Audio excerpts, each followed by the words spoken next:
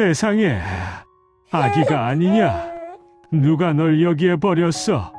엽전 한 입도 아까워하는 천하의 구두쇠 할아버지가 눈보라치는 밤 문 앞에서 아기를 주었습니다. 헌데 이 아기 그냥 아기가 아닙니다.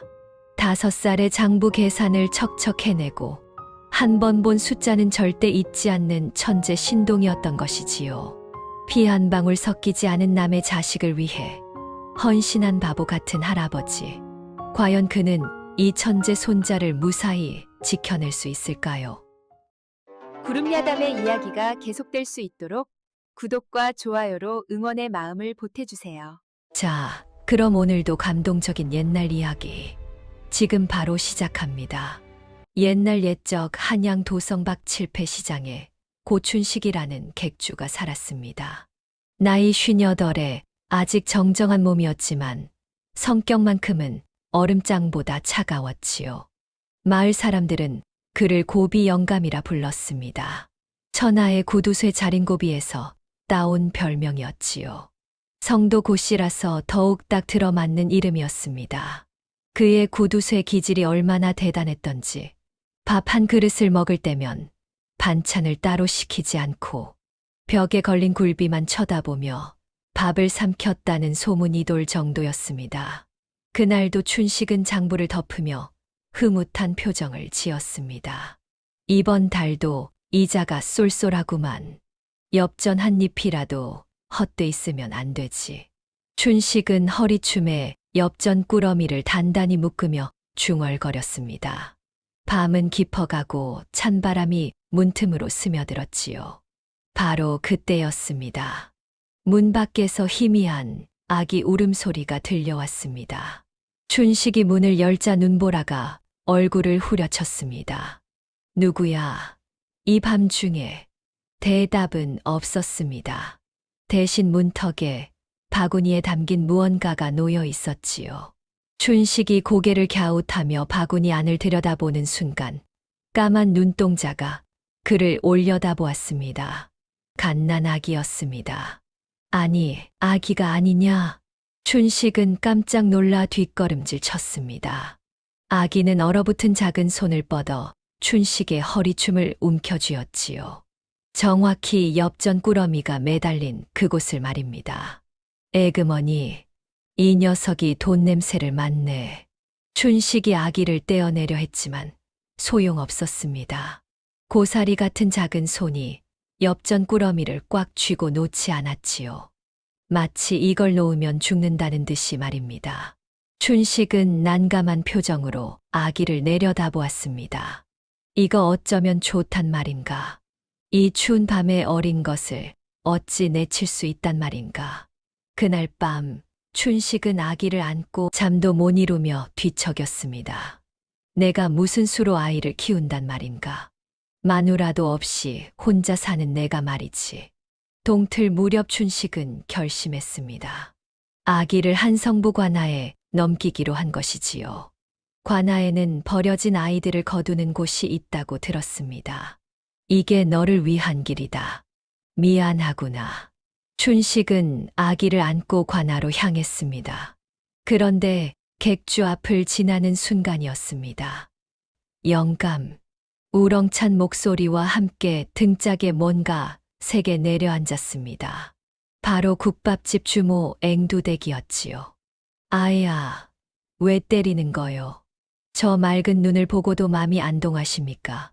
저승 가서 염라대왕한테 혼나실라고요. 앵두댁은 눈을 부라리며 춘식의 귀를 잡아당겼습니다. 하늘이 점지해준 인연을 내치시려고요. 그럼 평생 그 차디찬 객주에서 혼자 썩어 죽으실 겁니다. 춘식은 어쩔 수 없이 아기를 다시 데려왔습니다. 그러나 현실은 녹록지 않았지요. 기저귀를 대려면 비싼 광목천을 끊어야 했습니다. 아이고, 내 돈, 내 소중한 돈이. 앵두댁은 빨래를 거들어주며 품삯을 더 달라고 아우성쳤습니다. 이 기저귀 빨래가 얼마나 힘든 줄 아십니까? 빨래 한 뭉치에 엽전 5잎은 받아야 합니다. 춘식은 머리를 쥐어뜯으며 신음했습니다. 이러다 내가 거지가 되겠구먼. 그러나 밤이 되어 아기가 곤히 잠든 얼굴을 보자 춘식의 입가에 미세한 미소가 번졌습니다. 그래도 뭐 하룻밤 더 재워주지. 다음 날부터 춘식의 고난이 시작되었습니다. 갓난아기에게는 젖이 필요했지요. 춘식은 평생 처음으로 체면을 구기며 마을 안악들을 찾아다녔습니다. 저기 혹시 젖을 좀 나눠주실 수 있겠소? 춘식이 허리를 굽히며 말했습니다. 평소 같으면 상상도 못할 일이었지요. 칠패 시장의 차가운 고비 영감이 고개를 숙이다니 말입니다. 어떤 안악들은 동정심에 젖을 나눠주었지만 어떤 이들은 고개를 저었습니다. 영감, 우리 집 아기도 먹기 빠듯한데 어찌 남을 도와주겠소? 춘식은 빈손으로 돌아오는 날도 많았습니다. 그런 날이면 춘식은 쌀을 갈아 암죽을 쑤었습니다. 맷돌에 쌀을 조금씩 넣고 갈면서 쌀 한 톨이라도 흘릴까봐 손을 덜덜 떨었지요. 아까워라, 아까워. 이 귀한 쌀을. 암죽을 쑤면서도 춘식은 불을 지필 장작이 아까워 한숨을 내쉬었습니다. 하지만 아기가 암죽을 맛있게 빨아먹는 모습을 보면 어느새 입가에 미소가 번졌습니다. 그래, 많이 먹어라. 튼튼하게 자라야지. 밤이면 방이 냉골처럼 차가웠습니다. 춘식은 평소라면 절대 넣지 않을 장작 한 개를 더 아궁이에 넣었지요. 이놈 때문에 내 등골이 휜다. 휘어. 입으로는 투덜거렸지만 춘식의 손은 아기의 이불을 다독이고 있었습니다. 앵두대기 국밥을 들고 찾아왔습니다. 영감, 밥은 먹었어. 아기 돌보느라 정신없을 텐데. 고맙소. 그런데 이 국밥 값은? 에휴, 이 영감아. 그냥 먹으라고 주는 건데 무슨 소리야. 앵두댁은 국밥을 놓고 아기를 안아들었습니다. 아기는 앵두댁의 품에서도 방긋 웃었지요. 이것 봐. 참 곱상하게 생겼네. 영감, 복 받을 거야. 춘식은 국밥을 쿠루룩 마시며 중얼거렸습니다. 복은 무슨, 내 재산만 안 축내면 다행이지. 어느덧 세월이 흘러 3번의 겨울이 지나갔습니다. 핏덩이 같던 아기는 이제 제법 아장아장거리며 말문도 트인 아이가 되었지요. 춘식은 아이에게 보배라는 이름을 지어주었습니다. 내 평생의 보배니까. 보배는 다른 아이들과 달랐습니다. 또래 아이들이 팽이나 제기를 가지고 놀 때 보배는 춘식이 셈을 할 때 쓰는 대나무 막대기인 산가지를 장난감 삼아 가지고 놀았기 때문입니다. 보배는 가로 세로로 놓은 산가지의 규칙을 흉내내며 고사리 같은 손을 바삐 움직였습니다. 춘식이 복잡한 이자 계산을 하느라 산가지를 늘어놓을 때면 보배는 옆에 엎드려 그 모양을 뚫어지게 쳐다보곤 했지요. 그러던 어느 날 저녁이었습니다. 춘식은 장부를 펼쳐놓고 머리를 쥐어뜯으며 끙끙거리고 있었습니다. 이상하네. 분명 셈이 맞아야 하는데 어찌하여 두 냥이 비는 게냐. 춘식이 답답함에 가슴을 치며 산가지를 다시 섞으려는 순간이었습니다. 보배가 조용히 손을 뻗더니 가로로 놓인 산가지 하나를 세로로 툭 돌려놓았습니다. 춘식은 아이가 장난을 친다며 나무라려다 멈칫했습니다. 보배가 고쳐놓은 모양대로 다시 계산해보니 놀랍게도 셈이 기가 막히게 딱 맞아떨어지는 것이 아니겠습니까? 어허, 내 녀석이 이 복잡한 셈법을 어찌 알았느냐? 할아버지가 맨날 이렇게 놓으시잖아요. 아까는 거꾸로 놓으셨어요. 춘식은 무릎을 탁 치며 쾌재를 불렀습니다. 이 녀석이 보통 내기가 아니구나. 서당에 보낼 훈장님 삭시 굳었어. 바로 그때 객주 밖에서 다급하고 애처로운 목소리가 들려왔습니다. 춘식 영감, 제발 시간을 좀 더 주시오. 이번 농사가 망해서 도저히 빚을 갚을 수가 없소이다. 빚을 진 사내가 문 밖에서 무릎을 꿇고 애원하고 있었습니다. 춘식은 미간을 찌푸리며 문을 벌컥 열고 소리쳤습니다. 시끄럽소. 약속 날짜가 지났으면 벼썸을 이고 와야지. 빈손으로 와서 웬 행패요. 춘식은 짐짓 더 크게 호통을 치며 돌아섰습니다. 그러다 그만 옷자락으로 산가지통을 치고 말았습니다. 와르르 하는 요란한 소리와 함께 수십 개의 대나무 막대기가 마루 밑으로 쏟아져 내렸지요. 아이고, 내 산가지. 재수 옴붙게 이게 무슨 날벼락이야. 춘식은 사색이 되어 허겁지겁 산가지를 주워 담기 시작했습니다. 그때 보배가 쪼르르 달려와 춘식의 거친 손을 꼭 잡았습니다. 할아버지, 흐트러진 산가지는 다시 놓으면 그만이지만 사람은 한 번 어긋나면 다시 맞출 수 없어요. 춘식의 손이 허공에서 뚝 멈췄습니다. 아이의 말은 마치 춘식의 속마음을 들여다보는 듯 했습니다. 사실 춘식도 사내를 내칠 생각까지는 없었으나 드세게 보여야 돈을 떼이지 않는다는 강박에 짐짓 악을 쓰고 있었던 것이지요. 춘식은 헛기침을 크게 한 번 하더니 문 밖의 사내에게 퉁명스럽게 소리쳤습니다. 손주 녀석이 산가지를 다 엎어서 오늘은 장부 정리를 공쳤소. 재수 없으니 당장 내 눈앞에서 사라지시오. 내년 보릿고개 넘길 때까지 낯짝도 비치지 마시오. 알겠소. 그것은 욕설을 가장한 빚의 유예였습니다. 사내는 감격하여 연신절을 하고 물러갔지요. 춘식은 괜히 보배의 머리를 헝클어뜨리며 투덜댔습니다. 아주 내 등골을 빼먹어라. 하지만 투덜대는 춘식의 입가에는 옅은 미소가 번지고 있었습니다. 평생 돈계산만 하며 살던 그의 차가운 가슴에 보배라는 작은 온기가 스며들기 시작한 것입니다. 또 2해가 흘렀습니다. 보배는 이제 5살이 되었고 춘식의 객주 평상에서 놀며 손님들을 맞았습니다. 작은 체구의 또랑또랑한 목소리로 손님들에게 인사하는 모습이 제법 귀여웠지요. 어느 날 한 상인이 객주를 찾아왔습니다. 영감, 은자 10냥을 꾸려 하오. 3달 후에 갚겠소. 상인은 이전에 빌린 돈은 쏙 빼놓고 새 돈만 빌리려는 속셈이었습니다. 춘식이 장부를 펼치려는데 보배가 평상에서 콩알을 세며 노래를 불렀습니다. 하나 둘 셋 넷, 콩알이 참 많네. 5, 6, 7, 8. 상인의 얼굴이 굳었습니다. 보배가 부른 8이라는 숫자가 묘하게 귓가에 맴돌았지요. 춘식도 그제야 장부를 넘기다 말고 고개를 번쩍 들었습니다. 아, 맞다. 손님, 혹시 저번에 빌려간 은자 8냥은 언제 갚으실 건가? 들켰습니다. 상인은 헛기침을 하며 황급히 객주를 빠져나갔지요. 춘식이 보배의 머리를 쓰다듬었습니다. 이 녀석이 내 객주를 지키는 수문장이로구나. 앵두대기 국밥을 들고 나타났습니다. 영감, 오늘 시장에 묘한 소문이 돌더라. 무슨 소문인데? 요새 마가 상단 놈들이 밭이란 밭은 다 쑤시고 다닌다더라.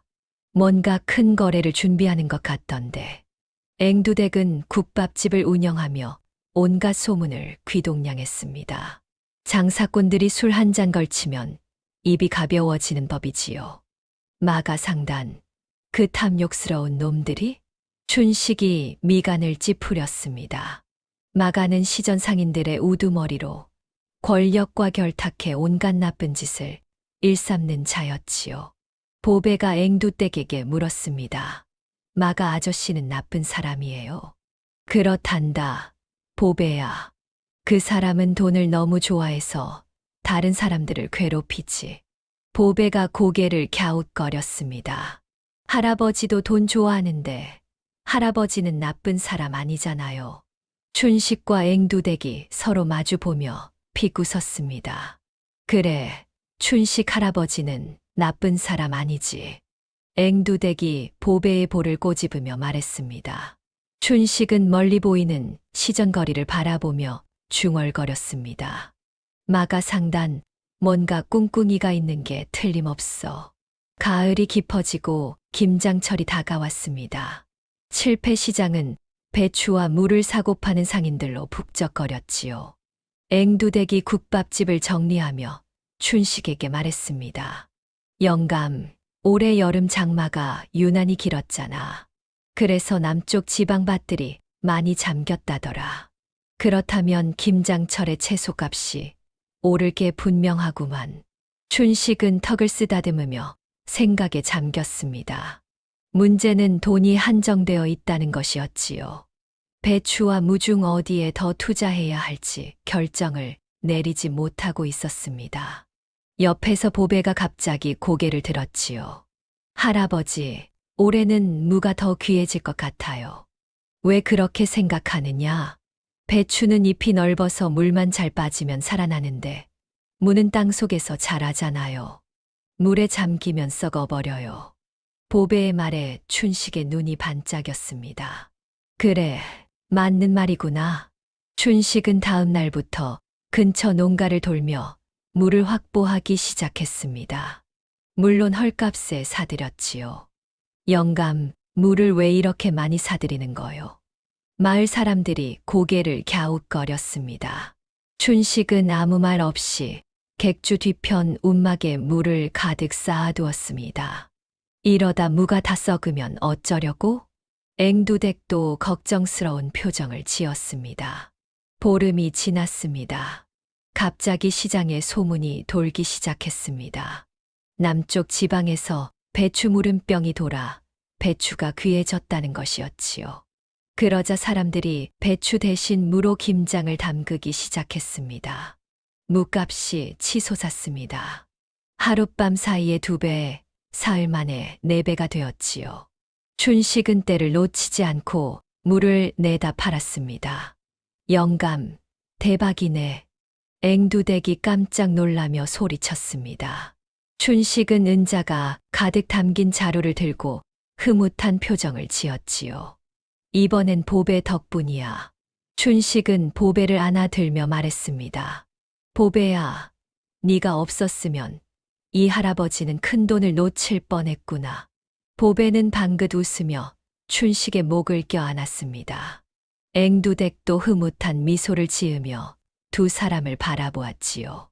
칠패시장의 고비 영감과 아이에 대한 소문이 퍼지기 시작했습니다. 무장사로 큰 돈을 번 후 며칠이 지났습니다.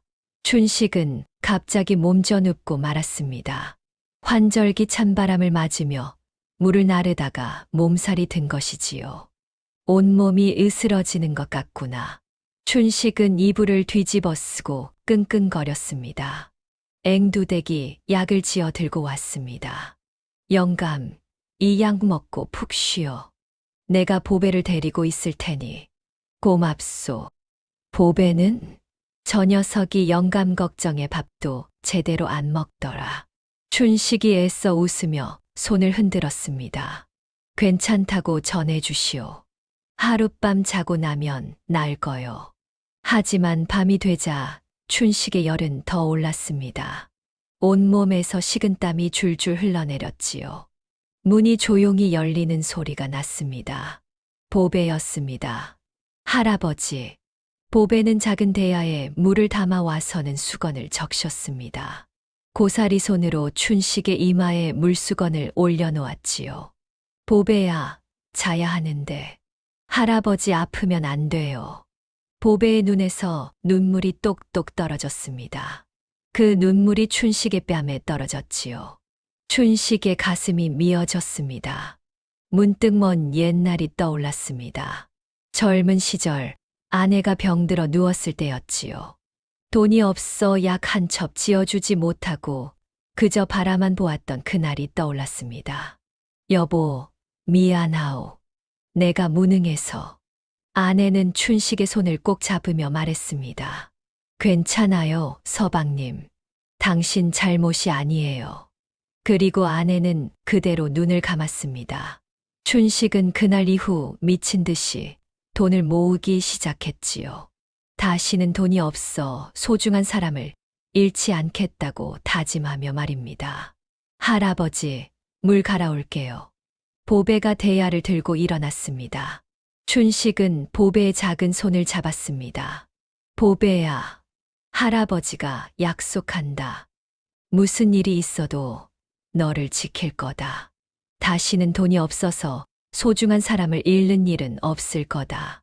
보배는 춘식의 손을 꼭 쥐며 고개를 끄덕였습니다. 춘식의 눈가에 뜨거운 것이 흘러내렸지요. 그날 밤 보배는 밤새 춘식의 곁을 지켰습니다. 물수건을 갈아주고 이불을 덮어주며 말입니다. 이틀 후 춘식은 기운을 되찾았습니다. 보배의 정성이 약보다 나았던 것이지요. 춘식이 몸을 추스른 지 며칠 후였습니다. 어느 날 오후 화려한 복색을 입은 사내가 하인들을 거느리고 객주 앞에 나타났습니다. 바로 시전 상인들의 우두머리 마가였지요. 고춘식 영감 계시오? 마가의 목소리는 꿀처럼 달콤했지만 그 눈빛은 독사처럼 차가웠습니다. 춘식이 문을 열고 나왔습니다. 누구신가? 소인은 시전의 마가라고 하오. 영감의 손자에 대한 소문을 듣고 찾아왔소이다. 마가는 평상에 앉아있던 보배를 물끄러미 바라보았습니다. 보배는 여전히 콩알을 세며 놀고 있었지요. 5살의 계산을 귀신같이 한다니 천재가 분명하오. 그런 아이를 이런 누추한 곳에서 키우기엔 아깝지 않소. 무슨 말씀이오? 마가가 품에서 묵직한 주머니를 꺼냈습니다. 은자가 가득 들어 있었지요. 이것은 은자 100냥이요. 그 아이를 내게 양자로 주시오. 제대로 교육시켜 훌륭한 상인으로 키우겠소. 춘식의 눈이 번쩍 뜨였습니다. 은자 100냥이라니 거금이었습니다. 평소에 춘식이었다면 당장 덥석 받았을 것입니다. 하지만 이번에는 달랐지요. 춘식은 마가의 얼굴을 천천히 살펴보았습니다. 그 눈에는 탐욕만 가득했습니다.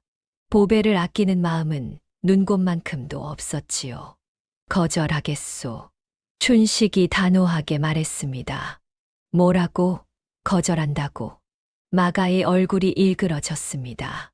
은자가 부족하다면 200냥을 드리겠소. 200냥이요. 안 된다니까. 안 되는 거요. 춘식이 벌떡 일어나 소리쳤습니다. 그러고는 허리춤에 찬 소금 주머니를 꺼내 마가의 얼굴에 뿌렸지요. 썩 꺼지시오. 내 보배는 억만금을 가져와도 못 판다. 당장 나가지 못할까. 마가는 얼굴에 묻은 소금을 털어내며 일어났습니다. 그의 눈에 도끼가 서렸지요. 후회할 것이요, 고춘식. 마가는 하인들을 데리고 객주를 빠져나갔습니다. 춘식은 보배를 꼭 껴안았습니다. 괜찮아, 보배야. 할아버지가 지켜줄 테니. 보배는 춘식의 품에 안겨 고개를 끄덕였습니다. 하지만 춘식의 등에서는 식은땀이 흘러내리고 있었지요. 마가 같은 자를 적으로 돌렸으니 앞으로 무슨 일이 벌어질지 알 수 없었습니다. 사흘 후 한성부 관아의 포졸들이 객주로 들이닥쳤습니다. 고춘식, 위조어음 사기 혐의로 체포한다. 위조어음, 그게 무슨 소리요? 춘식은 영문도 모른 채 포승줄에 묶여 끌려갔습니다. 보배가 울부짖으며 춘식에게 매달렸지요. 할아버지, 할아버지. 보배야, 걱정 마라. 할아버지는 곧 돌아온다. 앵두댁이 달려와 보배를 꼭 안았습니다. 춘식은 한성부 옥에 갇혔습니다. 차가운 돌바닥에 앉아 춘식은 이내 깨달았지요. 이것은 분명 마가의 함정이었습니다. 나흘째 되는 날 앵두댁이 면회를 왔습니다. 영감, 주먹밥 좀 싸왔어. 앵두댁은 옥문 틈으로 주먹밥을 밀어 넣었습니다. 춘식이 주먹밥을 한 입 베어 물자 묘하게 짠맛이 났지요. 간이 좀 세구려. 눈물이 들어가서 그래. 앵두댁의 목소리가 떨렸습니다. 영감, 나오기만 해. 내 맘 고생시킨 값은 톡톡히 받을 테니. 춘식은 앵두댁을 바라보았습니다. 그녀의 눈에는 걱정과 분노가 함께 담겨 있었지요. 보배는 내가 데리고 있으니 걱정 마. 밥도 잘 먹고 있어. 춘식의 가슴이 뜨거워졌습니다. 앵두댁, 고맙소. 고맙긴. 나중에 국밥값으로 다 받을 거야. 앵두댁이 돌아간 후 춘식은 주먹밥을 천천히 먹었습니다. 평생 먹어본 음식 중 가장 맛있었지요. 한편 옥밖에서는 마가가 음흉한 미소를 짓고 있었습니다. 고비 영감, 네 손자는 이제 내 것이다. 닷새째 되는 날, 춘식의 신문날이 왔습니다. 관아 마당에는 구경꾼들이 가득 모여들었지요. 사또가 놓은 책상 위에는 문제의 어음이 놓여 있었습니다. 고춘식, 이 어음을 위조한 것이 사실이냐? 아니옵니다. 사또 나리, 소인은 억울하옵니다. 춘식이 땅에 이마를 찌으며 외쳤습니다. 하지만 증거는 확실했지요. 춘식의 도장이 찍힌 위조 어음이었습니다. 마가가 앞으로 나서며 말했습니다. 사또 나리, 저 자는 칠패시장에서 악명 높은 구두쇠 객주옵니다. 돈을 위해서라면 무슨 짓이든 할 자입니다. 마가 옆에는 마른 체구의 서기가 서 있었습니다. 마가 상단의 장부를 담당하는 자였지요. 바로 그때였습니다. 관아 마당 한 구석에서 아이가 흙장난을 하고 있었습니다. 바로 보배였지요. 앵두댁이 몰래 데려온 것입니다. 보배는 마치 놀이터에 온 것처럼 천진난만하게 흙을 파고 있었습니다. 그러다가 문득 고개를 들더니 책상 위 어음을 물끄러미 바라보았지요. 보배가 일어나 사또 앞으로 아장아장 걸어갔습니다. 포졸들이 막으려 했지만 사또가 손을 들어 제지했습니다. 어린아이가 무슨 일이냐? 사또 나리, 이 글씨 쓴 아저씨가 계산을 틀렸어요. 보배가 마가 옆에 서기를 가리켰습니다. 뭐라고? 사또가 어음을 자세히 살펴보았습니다. 보배가 설명했지요. 은자 100냥인데 이자 계산하면 10냥이 나와야 하는데 여기는 15냥이라고 썼어요. 그리고 이 글씨랑 저 글씨 먹물 색깔도 달라요. 관아 마당이 술렁거렸습니다. 사또가 서기를 노려보았습니다. 이것이 정말이냐? 서기의 얼굴이 창백해졌습니다. 그것은 마가가 황급히 나섰습니다. 사또 나리, 이것은 저희 서기의 실수입니다. 제가 몰랐습니다. 사또는 어음을 다시 살펴보다가 고개를 끄덕였습니다. 이것은 위조가 분명하구나. 하지만 고춘식이 한 것이 아니라 누군가 그의 도장을 훔쳐 만든 것이로다. 춘식이 풀려나자 보배가 달려와 그의 품에 안겼습니다. 마가는 분노에 떨며 객주를 빠져나갔습니다. 그리고 마당에서 서기를 불러 세웠지요. 그리고 마가는 서기의 뺨을 후려쳤습니다. 구경꾼들이 웅성거렸지요. 감히 내 얼굴에 먹칠을 해. 내 놈 때문에 내가 망신을 당했어. 마가는 하인들을 시켜 서기를 매질했습니다. 서기는 비명을 지르며 바닥에 쓰러졌지요. 썩 꺼져라. 다시는 내 앞에 나타나지 마. 서기는 피투성이가 되어 관아 밖으로 쫓겨났습니다. 그는 이를 악물며 마가를 노려보았지요. 두고 보자, 마가. 서기는 절뚝거리며 어둠 속으로 사라졌습니다. 춘식이 옥에서 풀려난 지 사흘이 지났습니다. 그날 저녁 객주 문을 두드리는 소리가 들렸습니다. 춘식이 문을 열자 낯선 여인이 서 있었지요. 누구시오? 여인은 누더기 옷에 머리는 산발이었습니다. 하지만 그 눈빛만큼은 또렷했지요. 영감님, 제발 들어가서 말씀드려도 되겠습니까? 춘식은 여인을 안으로 들였습니다. 앵두댁도 국밥을 들고 와 있었지요. 여인은 방 안에 앉아 보배를 보더니 눈물을 흘렸습니다. 도련님, 도련님이라니 무슨 소리요? 춘식이 물었습니다. 여인은 떨리는 목소리로 말하기 시작했습니다. 소희는 이 아이의 유모였습니다. 아니, 정확히는 이 대감 댁의 유모였지요. 이 대감이라면 3년 전 역적으로 몰려 죽은 그 청백리를 말하는 것이오? 앵두댁이 깜짝 놀라며 물었습니다. 그렇습니다. 이 대감님은 억울하게 역적으로 몰리셨습니다.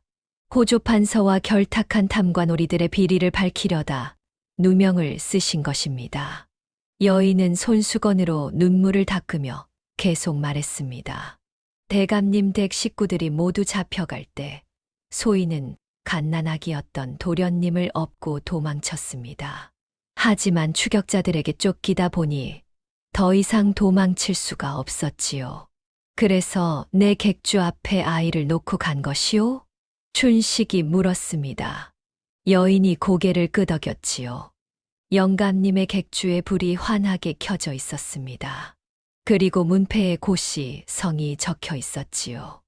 이 대감님께서 생전에 칠패시장의 고춘식이란 객주가 매정해 보여도 속은 따뜻한 사람이라고 말씀하신 적이 있었습니다. 춘식은 깜짝 놀랐습니다. 이 대감님이 나를 알고 계셨단 말이오? 대감님께서 젊은 시절 빚을 지셨을 때 영감님께서 이자를 한 푼도 받지 않으셨다고 들었습니다. 춘식은 어렴풋이 기억이 났습니다. 10년도 더 지난 일이었지요. 가난한 선비가 찾아와 돈을 빌려달라고 했었습니다. 춘식은 돈을 빌려주었고 나중에 선비가 과거에 급제의 돈을 갚으러 왔을 때 이자를 받지 않았지요. 소희는 그 후 이 대감님 댁이 멸문당하는 것을 보고 숨어 살았습니다. 이제 호조 판서의 추적이 느슨해진 것 같아 도련님께 진실을 알려드리러 온 것입니다. 여인이 춘식에게 무릎을 꿇었습니다. 제발 도련님을 계속 보살펴 주십시오. 소희는 이제 몸이 성치 못해 오래 살지 못할 것입니다. 춘식과 앵두댁은 충격에 빠졌습니다. 보배가 역적의 자식이라니 말입니다. 그럼 이 아이가 위험하단 말이오? 앵두댁이 떨리는 목소리로 물었습니다. 호조 판서가 이 사실을 알면 도련님을 가만두지 않을 것입니다. 춘식은 보배를 바라보았습니다. 보배는 아무것도 모른 채 놀고 있었지요. 춘식의 주먹이 굳게 쥐어졌습니다. 유모가 떠난 지 이틀 후였습니다. 사실 마가는과 나에서의 치욕 이후 춘식의 객주를 몰래 감시하고 있었습니다. 언젠가는 복수할 기회가 올 것이라 믿었지요. 그날 밤 마가의 하인이 급히 달려왔습니다. 주인 날이 이상한 여인이 고춘식의 객주를 찾아갔습니다. 그리고 보배를 보며 도련님이라고 불렀습니다. 마가의 눈이 번쩍 뜨였습니다. 도련님이라고? 마가는 재빨리 알아챘습니다. 3년 전 멸문당한 이 대감 댁의 유일한 혈육이 바로 보배라는 것을 말이지요. 마가는 곧바로 호조 판서를 찾아갔습니다. 판서 날이 큰일이 옵니다. 이 대감의 자식이 살아있습니다. 호조 판서는 역적의 자식이 살아있다는 사실에 경악했지요. 당장 그 아이를 없애라. 이 대감의 자식이 살아있으면 내 목이 달아날 것이다. 호조 판서는 자객들을 풀었습니다. 그날 밤 객주는 고요했습니다. 춘식과 보배는 곤히 잠들어 있었지요. 하지만 어둠 속에서 검은 그림자들이 객주를 에워쌌습니다. 자객들이 담을 넘어 마당으로 들어왔습니다. 그들은 칼을 빼들고 방문을 향해 다가갔지요. 바로 그때였습니다. 어느 안전이라고 감히 우렁찬 목소리와 함께 국밥집에서 앵두댁이 뛰쳐나왔습니다. 손에는 펄펄 끓는 국물이 담긴 국자를 들고 있었지요. 앵두댁은 자객들을 향해 뜨거운 국물을 휘둘렀습니다. 자객 하나가 얼굴에 뜨거운 국물을 맞고 비명을 질렀습니다. 앵두댁은 그 사이 큰 소리로 외쳤지요. 불이야, 도둑이야, 사람 살려. 칠패시장의 상인들이 하나둘 불을 켜고 나왔습니다. 자객들은 당황하기 시작했지요. 앵두댁은 국자를 휘두르며 계속 소리쳤습니다. 내 새끼 털끝 하나 건드리면 이 국자로 곰국을 고아버릴 테다. 춘식이 소리를 듣고 뛰쳐나왔습니다. 무슨 일이요? 영감, 보배를 데리고 뒷문으로 도망쳐. 어서. 앵두댁이 다급하게 외쳤습니다. 춘식은 재빨리 보배를 업고 뒷문으로 향했지요.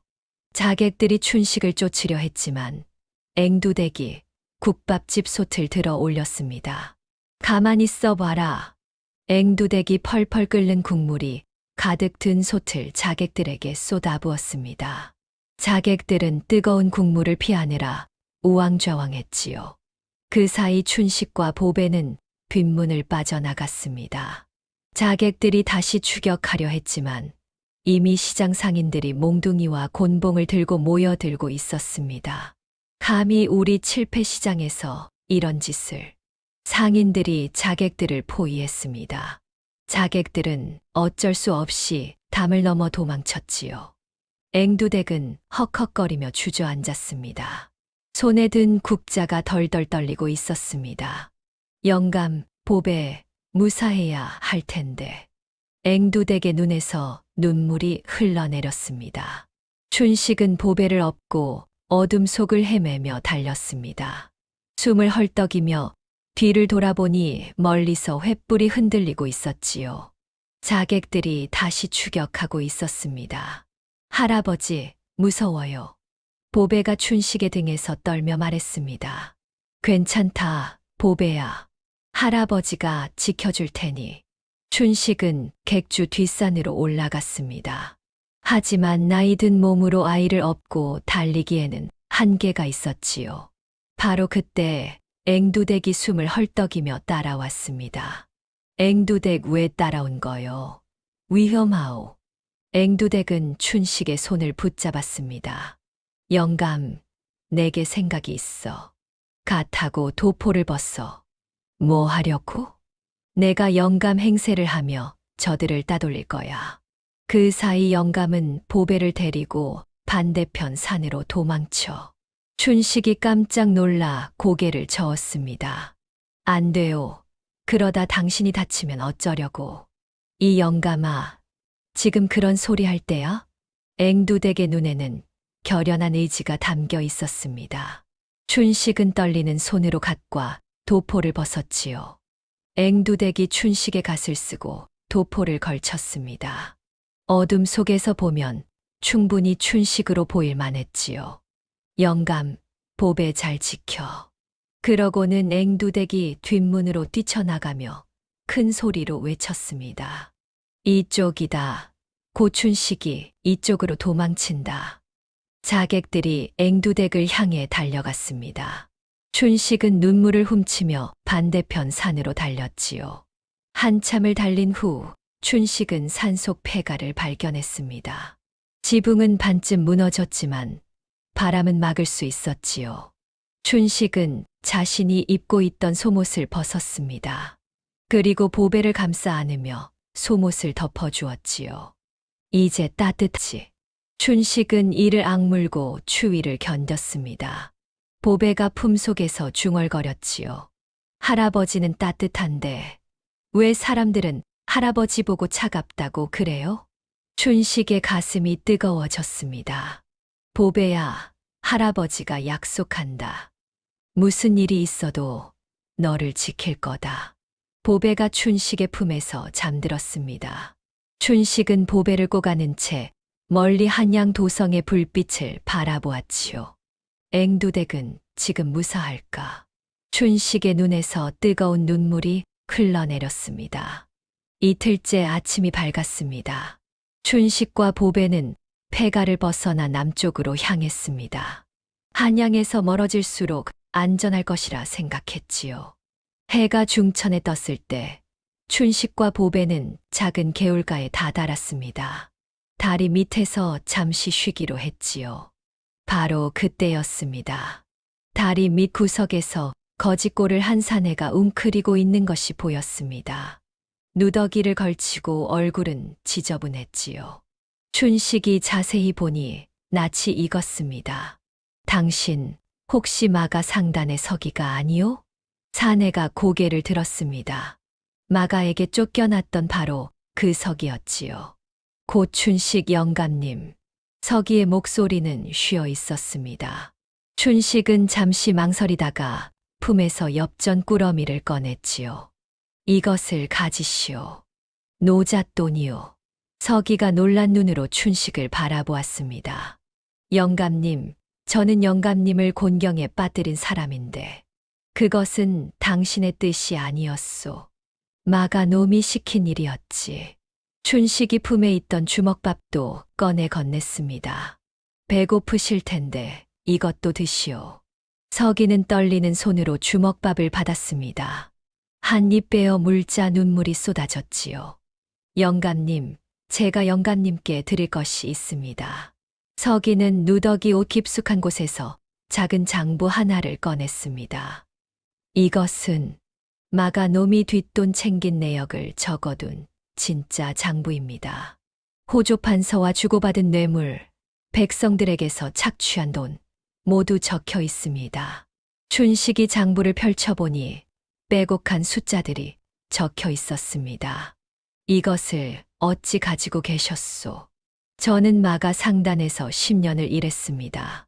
언젠가는 저 악독한 놈의 목을 칠 증거가 필요하다 생각했지요. 그래서 몰래 베껴 두었습니다. 이것으로 마가놈을 무너뜨리십시오. 영감님의 은혜 평생 잊지 않겠습니다. 춘식은 서기의 손을 꼭 잡았습니다. 고맙소. 정말 고맙소. 서기는 허리를 굽혀 절을 한 후 반대 방향으로 떠났습니다. 춘식과 보배는 귀중한 장부를 품에 안고 다시 길을 나섰지요. 한참을 더 가자 숲길이 나타났습니다. 그런데 갑자기 말발굽 소리가 들려왔습니다. 이제 도망칠 곳이 없구나, 고춘식. 자객들이 칼을 빼들며 다가왔습니다. 춘식은 보배를 등 뒤에 숨기며 이를 악물었지요. 바로 그때였습니다. 잠깐, 숲속에서 여러 사람이 뛰쳐나왔습니다. 모두 장사치 복색을 한 상인들이었지요. 누구냐? 자객들이 칼을 겨눴습니다. 한 상인이 앞으로 나서며 말했습니다. 우리는 고춘식 영감님의 은혜를 입은 자들이요. 감히 은인을 해치려 든다면 우리가 가만두지 않을 것이요. 또 다른 상인이 나섰습니다. 10년 전 제 아비가 병들어 누웠을 때 영감님께서 이자를 모두 탕감해 주셨습니다. 제가 흉년으로 빚을 갚지 못할 때 영감님께서 기한을 2년이나 늘려주셨습니다. 제 아들이 과거 보러 갈 때 영감님께서 몰래 돈을 쥐어주셨습니다. 상인들이 하나둘씩 춘식의 은혜를 이야기했습니다. 춘식은 깜짝 놀라 그들을 바라보았지요. 여러분, 어찌 이것을 아셨소? 영감님, 세상에 비밀이 어디 있습니까? 영감님께서 베푸신 은덕은 장부에는 없어도 사람들 마음속에 다 새겨져 있습니다. 상인들은 몽둥이와 낫을 들고 자객들을 막아섰습니다. 결국 자객들은 물러설 수밖에 없었지요. 한 상인이 춘식에게 다가왔습니다. 영감님, 저희가 영감님을 안전한 곳으로 모시겠습니다.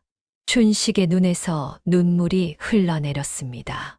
보배가 춘식의 손을 꼭 잡았지요. 할아버지는 좋은 사람이에요. 상인들의 도움으로 춘식과 보배는 경상도 외진 마을에 숨었습니다. 그곳에서 한양의 소식을 들었습니다. 마가와 호조판서가 결탁해 쌀을 모두 사고 있다는 것이었지요. 백성들이 굶어 죽어가고 있습니다. 쌀값이 10배나 올랐습니다. 소식을 전하러 온 상인이 분노하며 말했습니다. 춘식은 주먹을 불끈 쥐었습니다. 저 탐욕스러운 놈들. 바로 그날 밤 뜻밖의 손님이 찾아왔습니다. 바로 앵두댁이었지요. 앵두댁. 춘식이 깜짝 놀라 달려갔습니다. 앵두댁은 지친 얼굴이었지만 무사했습니다. 영감, 보배, 무사하니 다행이네. 당신은 어찌 된 거요? 자객들에게 잡혔을 줄 알았소. 앵두대기 빙그레 웃었습니다. 저들이 날 쫓아왔지만 내가 시장 곳곳을 훤히 아는데 잡히겠어. 골목골목 누비다가 국밥집 아줌마들 집에 숨었지. 춘식은 앵두댁의 손을 꼭 잡았습니다. 고맙소, 정말로. 고맙긴. 그것보다 영감, 가만히만 있을 거야? 앵두댁의 눈빛이 날카로워졌습니다. 무슨 뜻이오? 저 악당들이 쌀을 독점해서 백성들이 굶어 죽고 있어. 우리가 반격해야지. 보배가 앵두댁의 치마폭을 잡으며 말했습니다. 아줌마, 저한테 생각이 있어요. 보배는 종이에 무언가를 그리기 시작했습니다. 춘식과 앵두댁이 고개를 갸웃하며 바라보았지요. 할아버지, 우리가 쌀값을 내리는 것만으로는 부족해요. 무슨 뜻이냐? 마가와 호조판서를 완전히 무너뜨리려면 조정해서 알아야 해요. 임금님께서 아셔야 한다고요. 춘식이 고개를 끄덕였습니다. 하지만 우리가 어떻게 임금님께 알리겠느냐? 보배의 눈이 반짝였습니다. 암행어사를 부르는 거예요. 암행어사. 네, 한양 도성 곳곳에 투서를 뿌려요. 칠패시장에 거대한 비리가 있다고 쌀값이 요동칠 때 와서 보라고요. 앵두댁이 무릎을 탁 쳤습니다. 그거 좋은 생각이네. 정의로운 어사라면 분명 올 거야. 춘식은 품속의 비밀 장부를 꺼냈습니다. 그리고 이 장부가 있소. 마가와 호조판서의 악행이 낱낱이 적혀 있지. 사흘 후 춘식과 보배는 한양으로 돌아왔습니다. 밤이 되자 춘식은 붓을 들고 종이에 글을 썼습니다.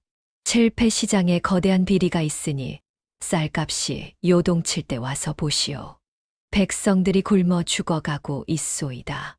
춘식과 보배는 한양 도성 곳곳에 이 투서를 붙였습니다. 관아 담벼락에도 시전거리에도 사대문 앞에도 붙였지요.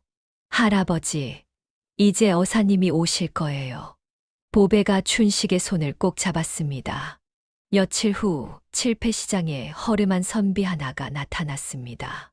그는 앵두댁의 국밥집 구석에 앉아 조용히 국밥만 먹었지요. 아무도 그가 누군지 몰랐습니다. 하지만 그의 눈은 시장의 모든 것을 관찰하고 있었습니다. 춘식과 보배는 이제 마지막 승부를 준비했습니다. 춘식은 한밤중에 객주로 돌아왔습니다. 객주는 텅 비어 있었습니다. 춘식은 촛불을 켜고 방 안으로 들어갔지요. 보배야, 잠깐 밖에서 기다려라.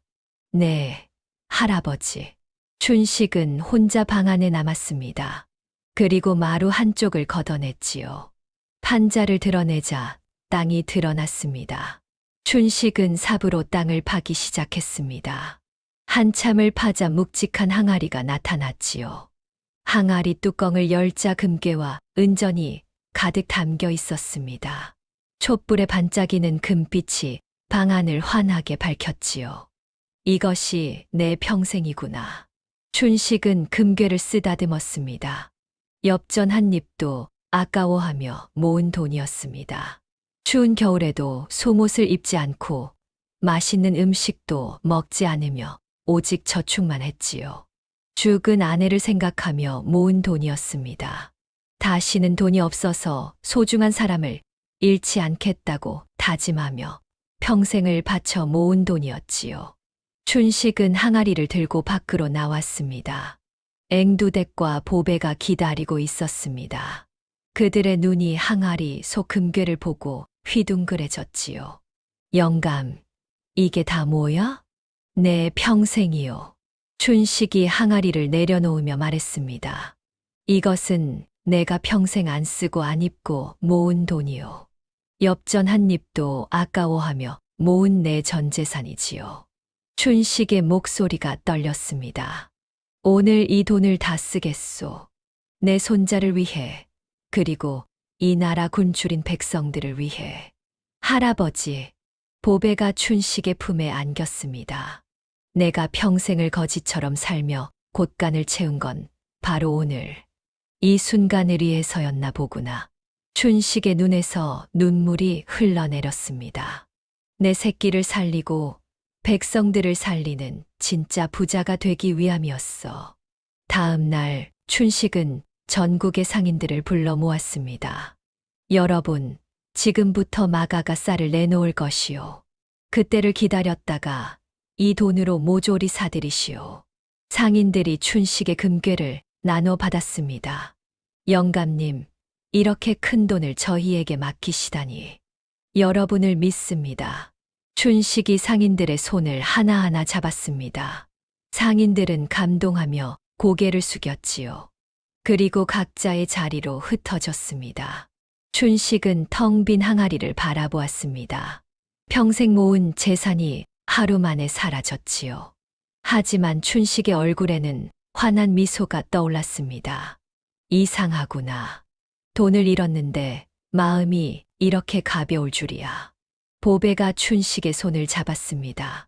할아버지는 진짜 부자예요. 춘식은 보배의 머리를 쓰다듬었습니다. 그리고 멀리 한양 도성을 바라보았지요. 이제 마가와의 마지막 승부만 남았습니다. 사흘 후 한양 시전은 긴장감으로 가득했습니다. 마가는 창고에 쌓인 쌀 가마니를 바라보며 불안해했습니다. 청나라에서 쌀 배가 들어온다는 소문이 계속 퍼지고 있었지요. 주인 날이 어찌하시겠습니까? 쌀 배가 정말 들어오면 쌀값이 폭락할 것입니다. 하인이 다급하게 물었습니다. 마가는 이를 악물었지요. 당장 쌀을 내다 팔아라. 손해를 보더라도 지금 팔아야 한다. 마가는 창고의 쌀을 모두 시장에 쏟아냈습니다. 쌀값이 떨어지기 시작했습니다. 바로 그때였습니다. 칠패 시장에서 춘식이 나타났습니다. 손에는 묵직한 자루가 들려 있었지요. 내가 이 쌀을 다 사겠소. 춘식이 금괴와 은전을 쏟아내며 외쳤습니다. 마가가 내놓은 쌀을 모두 사들인 것입니다. 저 영감이. 마가가 경악했습니다. 하지만 이미 늦었지요. 상인들이 일제히 움직였습니다. 마가가 헐값에 내놓은 쌀이 순식간에 팔려나갔지요. 마가는 그제야 깨달았습니다. 청나라 쌀배는 거짓 소문이었고 자신이 속아 넘어간 것이라는 사실을 말이지요. 이런, 내가 속았다. 마가가 땅을 치며 분노했지만 소용없었습니다. 이미 모든 쌀은 춘식의 손에 넘어간 후였지요. 춘식은 사들인 쌀을 칠패시장에 내놓았습니다. 여러분, 이 쌀을 헐값에 팔겠소. 굶주린 백성들은 누구나 올 수 있소. 쌀이다. 싼 쌀이다. 드디어 밥을 먹을 수 있겠어. 백성들이 몰려들었습니다. 춘식은 원가에도 못 미치는 값으로 쌀을 팔았지요. 아예 돈이 없는 백성들에게는 그냥 나눠주기도 했습니다. 한편 마가는 완전히 파산했습니다.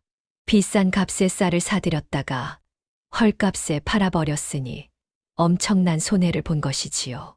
주인 날이 파산입니다. 우리 상단이 완전히 망했습니다. 하인이 울부짖었습니다. 마가는 망연자실한 표정으로 주저앉았지요. 칠패 시장에서는 환호성이 터져 나왔습니다. 고춘식 영감님 만세. 의인이십니다. 춘식은 평상에 앉아 이 광경을 바라보았습니다. 보배가 옆에 앉아 할아버지의 손을 잡았지요. 할아버지, 우리가 해냈어요. 앵두대기 국밥을 들고 왔습니다. 영감, 이번엔 정말 대단했어. 춘식은 텅 빈 자루를 바라보았습니다. 평생 모은 재산이 모두 사라졌지요. 하지만 그의 얼굴에는 환한 미소가 떠올랐습니다. 이상하구나. 돈을 다 잃었는데 마음이 이렇게 가벼울 줄이야. 그날 저녁 멀리 시전거리에서는 마가 상단의 문이 굳게 닫혀 있었습니다. 호조 판서도 이 소식을 듣고 경악했습니다. 마가가 망했다고? 그럼 내 뒷배도 끊긴 것 아니냐? 권력과 결탁한 탐욕의 사슬이 무너지기 시작했습니다. 마가는 모든 것을 잃었습니다. 재산도 명예도 권력도 모두 사라졌지요. 그는 분노에 사로잡혀 칠패 시장으로 향했습니다. 고춘식, 너 때문에 내가 이 꼴이 됐다. 마가는 칼을 품고 객주로 들어갔습니다. 춘식이 보배와 함께 평상에 앉아 있었지요. 마가, 무슨 짓이오? 춘식이 벌떡 일어났습니다. 마가가 칼을 빼들며 다가왔지요. 너 때문이다. 다 너 때문이야. 마가가 칼을 휘두르려는 순간이었습니다.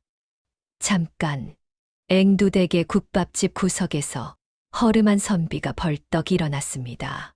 며칠 전부터 조용히 국밥만 먹던 바로 그 선비였지요. 선비는 품에서 마패를 꺼내 높이 들었습니다. 암행어사 출두요. 마가의 손이 멈췄습니다. 칠패 시장 사람들이 모두 놀라 웅성거렸지요. 어사는 마패를 흔들며 말했습니다. 마가, 그리고 호조판서, 나는 너희들의 악행을 낱낱이 지켜보았다. 어사의 뒤로 포졸들이 우르르 몰려왔습니다. 나는 며칠 전 한양도성에 붙은 투서를 보고 이곳에 왔다. 칠패 시장에 거대한 비리가 있다는 글을 말이다. 마가의 얼굴이 창백해졌습니다. 저는 아무 잘못도 하지 않았습니다. 상인으로서 장사를 했을 뿐입니다. 마가가 발뺌하며 외쳤습니다. 그때 보배가 앞으로 나서며 품에서 장부를 꺼냈지요. 어사나리, 이것을 보세요. 마가 상단의 비밀 장부입니다. 호조판서와 주고받은 뇌물, 백성들에게서 착취한 돈이 모두 적혀 있어요. 어사가 장부를 펼쳐보았습니다. 거기에는 마가와 호조판서가 결탁해 백성들을 착취한 내용이 빼곡히 적혀 있었지요. 이것은 어디서 났느냐? 마가가 소리쳤습니다. 보배가 또렷하게 말했습니다. 마가 아저씨가 내쫓은 서기 아저씨가 주셨어요. 마가의 얼굴이 사색이 되었습니다. 자신이 내친 서기가 결국 자신의 목을 친 것이지요. 숫자는 거짓말을 안 해요. 여기 적힌 숫자들이 마가 아저씨의 죄를 증명해요. 어사는 감탄하며 고개를 끄덕였습니다. 참으로 영특한 아이로구나. 어사는 포졸들에게 명령했습니다. 마가를 당장 잡아라. 그리고 호조판서도 체포하라. 포졸들이 마가를 포승줄로 묶었습니다. 마가는 발버둥 쳤지만 소용없었지요. 어사는 춘식에게 다가왔습니다. 그대의 의로운 행동 덕에 많은 백성이 살았소. 나라를 위해 큰 공을 세웠소이다. 춘식이 고개를 숙였습니다. 소인은 그저 제 손자를 지키려 했을 뿐입니다. 어사는 보배를 바라보았습니다. 이 아이가 바로 이 대감의 유일한 혈육이로군요. 그렇습니다. 이 대감은 억울하게 역적으로 몰렸소. 하지만 이제 진실이 밝혀졌소. 호조판서의 비리를 밝히려다 누명을 쓴 것이었소. 어사는 보배 앞에 다가가 허리를 깊이 숙였습니다. 도련님, 선친의 누명을 벗겨드리겠나이다. 보배는 어사를 바라보다가 춘식의 품으로 달려갔습니다. 어사는 미소를 지으며 일어났지요. 며칠 후 관아에서 정식으로 이 대감의 명예를 회복시키겠소. 그리고 도련님께 합당한 신분을 돌려드리겠소. 포졸들이 마가를 끌고 갔습니다. 마가는 끝까지 발버둥 쳤지만 소용없었지요. 칠패 시장 사람들이 환호성을 질렀습니다. 앵두댁이 춘식의 어깨를 두드렸습니다. 영감, 드디어 끝났네. 보름 후 한성부 관아에서 공식적인 의식이 열렸습니다. 이 대감의 누명이 벗겨지고 명예가 회복되는 날이었지요. 관아 마당에는 수많은 사람들이 모여들었습니다. 암행어사가 임금의 전교를 읽어내렸습니다. 이 대감은 간신들의 모함으로 억울한 죽음을 당하였으니 이제 그 누명을 벗기고 명예를 회복하노라. 사람들이 환호성을 질렀습니다. 춘식과 앵두댁은 보배의 손을 꼭 잡고 서 있었지요. 어사가 보배 앞으로 다가왔습니다. 도련님, 이제 선친의 관직과 재산이 모두 돌아옵니다. 그리고 도련님께서는 양반의 신분을 되찾으셨습니다. 보배는 잠시 어사를 바라보다가 춘식을 올려다보았습니다. 춘식의 눈에는 눈물이 고여 있었지요. 보배가 또렷한 목소리로 말했습니다. 하지만 저는 벼슬아치 대신 할아버지의 손자이자 상인으로 남아 백성을 배불리는 실학을 하겠습니다. 관아 마당이 술렁거렸습니다. 어사도 깜짝 놀라 물었지요. 무슨 말씀이시오? 저는 칠패시장 객주 고춘식의 손자 고보배로 살겠습니다. 보배는 춘식의 손을 꼭 잡았습니다. 춘식의 눈에서 눈물이 주르르 흘러내렸습니다. 이 할애비가 너에게 무엇을 해줬다고 이러느냐? 아비의 신분을, 너의 집안의 명예를 버린다는 것이냐? 할아버지는 저를 주어서 키워주셨어요. 할아버지가 저한테 모든 걸 해주셨어요. 보배도 눈물을 흘리며 말했습니다. 관아에 모인 사람들도 모두 숙연해졌지요. 피 한 방울 안 섞였으면 어때요? 한 솥밥 먹고 한 이불 덮고 서로 아픈 곳 토해주면 그게 식구잖아요. 어사는 감동한 표정으로 고개를 끄덕였습니다. 훌륭하십니다. 진정한 효와 의를 아시는구려. 어사는 춘식에게도 다가가 말했습니다. 이런 훌륭한 손자를 두셨으니 진정한 부자이십니다. 춘식은 보배를 꼭 안고 고개를 끄덕였습니다. 그렇소. 나는 세상에서 제일 부자요. 칠패 시장 사람들이 환호했습니다. 보배는 춘식의 품에서 말했습니다. 할아버지, 저도 할아버지처럼 좋은 상인이 될 거예요. 춘식은 보배의 머리를 쓰다듬으며 미소 지었습니다. 그래, 우리 보배. 할아버지가 다 가르쳐 줄게. 앵두대기 두 사람을 껴안았습니다. 세 사람은 서로를 꼭 안고 눈물을 흘렸지요. 그날 칠패시장은 축제가 되었습니다. 진정한 가족이 무엇인지 보여준 날이었습니다. 10년이 흘렀습니다. 칠패시장은 예전보다 더욱 번성했습니다. 객주에서는 17이 된 보배가 장부를 정리하고 있었지요. 공정한 거래로 한양에서 제일 신뢰받는 대행수가 되었습니다. 올해는 풍년이라 들었소. 쌀값이 떨어질 것이니 너무 많이 사들이지 마시오. 보배의 말에 상인이 감탄하며 물러갔습니다. 그 옆으로는 국밥집이 보였습니다. 평상에는 백발의 춘식과 앵두대기 앉아 있었지요. 영감, 국밥 한 그릇 더 먹어. 아니요, 한 그릇이면 충분하오. 두 그릇은 사치지. 영감은 아직도 그렇게 짜. 두 사람은 이제 사실상 부부나 다름없었습니다. 매일 티격태격하며 살았지만 서로를 누구보다 아꼈지요. 보배가 평상으로 다가왔습니다. 할아버지, 오늘도 공정하게 장사했습니다. 잘했다. 장부 계산은 틀려도 되지만 사람 마음 계산은 틀리면 안 된다. 그건 덤도 없고 애누리도 없는 거야. 저 멀리서 아이들의 웃음소리가 들렸습니다. 보배가 마련한 죽집이었지요. 매일 저녁 부모 없는 아이들에게 따뜻한 죽을 나눠준 곳이었습니다. 할아버지, 할아버지께서 가르쳐 주신 말씀이 있잖아요. 진짜 부자는 사람을 남기는 사람이라고요. 춘식의 눈가에 눈물이 맺혔습니다. 내가 평생 모은 돈보다 너가 더 귀하구나. 앵두댁도 두 사람의 손을 잡았습니다. 우리가 진짜 가족이지. 세 사람은 평상에 둘러앉아 웃음꽃을 피웠습니다. 칠패시장의 석양이 그들을 따뜻하게 비추고 있었지요. 장부에는 기록되지 않지만 마음속에 새겨진 것들이 있습니다. 콩알은 쏟아지면 다시 주워 담을 수 있지만 사람은 한 번 내치면 다시 주워 담을 수 없다는 것. 돈은 차갑게 모으되 사람을 살릴 때는 뜨겁게 써야 한다는 것. 그리고 진짜 부자는 돈이 아니라 사람을 남기는 사람이라는 것을 말입니다. 다음 영상을 빠르게 만나보시려면 좋아요와 구독을 눌러주세요. 지금 화면에 나오는 구름야담의 더 재미있는 영상들도 함께 해주세요.